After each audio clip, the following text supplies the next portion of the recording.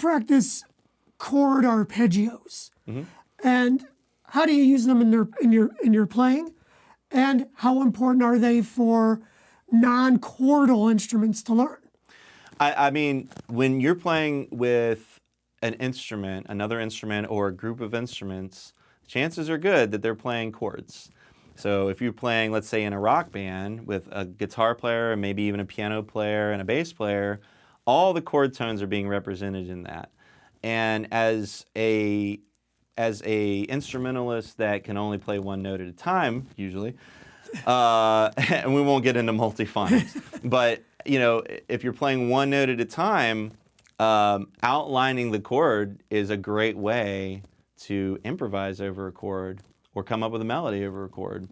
And you know, getting to know the arpeggios is a great way to learn your scales and help increase the range and the flexibility on, you know, in any key. And you know, so going up and down the arpeggios, very, very helpful. It's basically that's the language right there that's being used. They play the arpeggio, you want to use that. You know, you don't want to avoid the arpeggio because it's such a foundational part of harmony. Right. So yeah, playing arpeggios is a great way, and you could do, if you're just doing one octave, you know.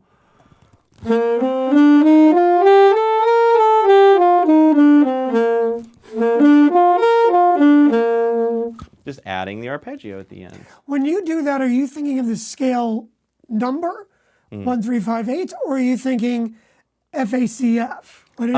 Or both? It's been such a long time since I had to really think about that.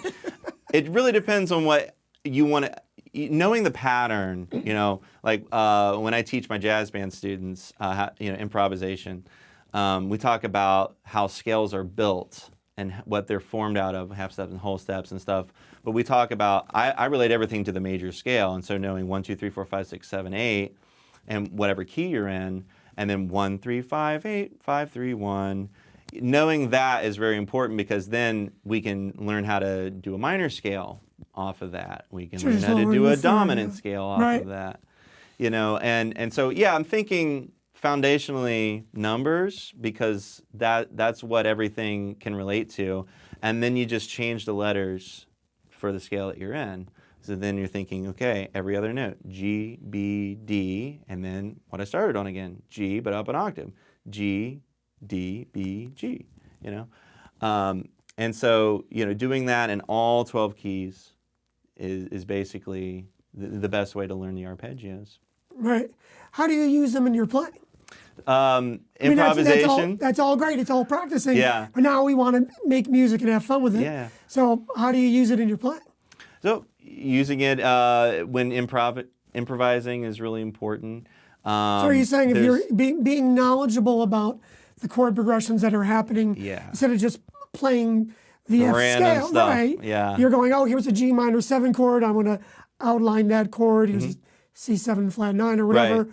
Is that your thought process? Yeah, I mean, I'm thinking about when you said G minor 7, I just thought.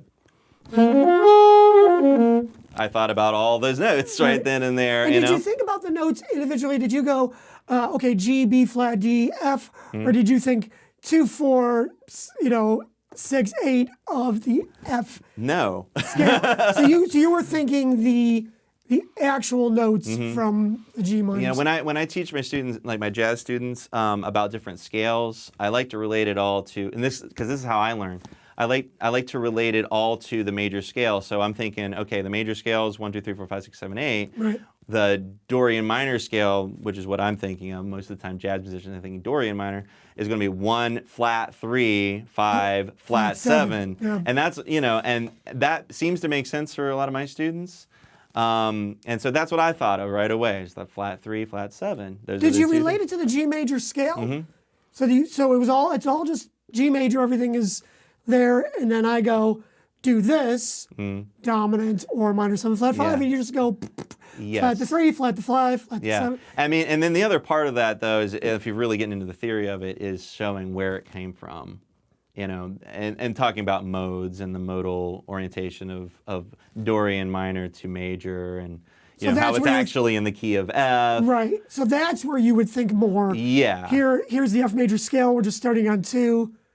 Yeah, So- I mean, because then they can be like, okay, that's where those notes came from. Right. But I think the easiest thing for a student to learn the scale is just to think about altering the major scale. Right. Yeah, and that's how I learned it, you know, at first, and then I connected the theory of it to it later. Very cool.